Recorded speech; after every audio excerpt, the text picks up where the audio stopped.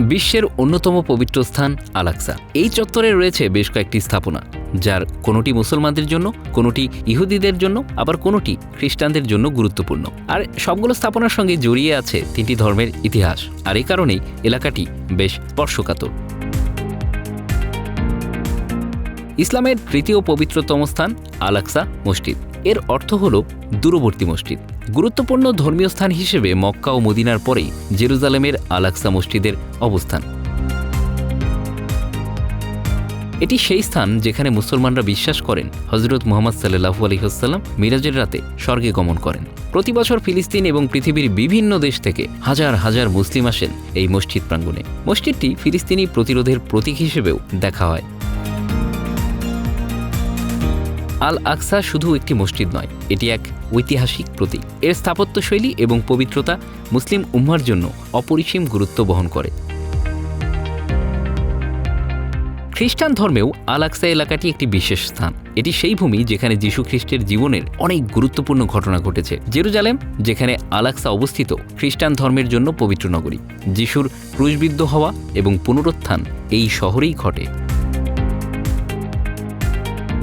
প্রতি বছর লাখ লাখ খ্রিস্টান তীর্থযাত্রী এই স্থানটি পরিদর্শনে আসেন, তাদের বিশ্বাস এবং ইতিহাসের গভীরে প্রবেশ করার জন্য।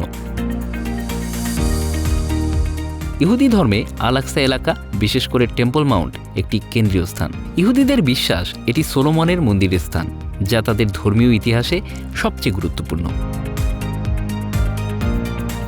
ওয়েস্টার্ন ওয়াল বা কোতেল, যা এই এলাকায় অবস্থিত, ইহুদিদের প্রার্থনার পবিত্র স্থান। তারা মনে করেন এটি সেই স্থান যেখানে তাদের প্রাচীন মন্দিরের একটি অংশ এখনও রয়ে গেছে। আল আকসা এলাকা শুধু একটি পবিত্র স্থান নয়, এটি বহু রাজনৈতিক ও সামরিক সংঘাতের কেন্দ্রবিন্দু। শতাব্দীর পর শতাব্দী ধরে এখানে বিভিন্ন ধর্মের মানুষ তাদের দাবি প্রতিষ্ঠা করতে চেয়েছে।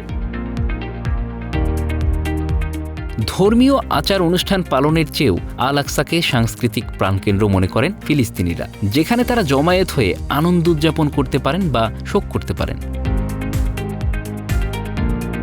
ফিলিস্তিনিদের প্রথম জাদুঘর ইসলামিক মিউজিয়াম এখানে প্রতিষ্ঠিত হয়েছিল 1923 সালে, যেখানে বিরল প্রত্নতাত্ত্বিক ও শৈল্পিক নিদর্শন রয়েছে। এর পাশাপাশি রয়েছে কোরআনের পাণ্ডুলিপিও।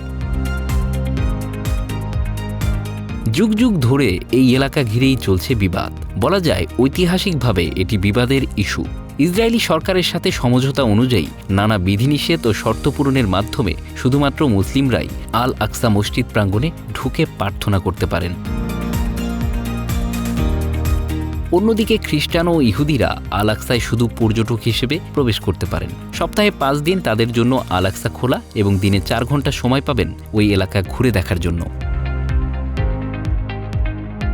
জেরুজালেম ধর্ম ও সার্বভৌমত্ব রক্ষায় দীর্ঘদিন ধরে আল আকসা প্রাঙ্গণ সংঘর্ষ সহিংসতার একটি কেন্দ্র হয়ে উঠেছে। Bangla affairs news desk.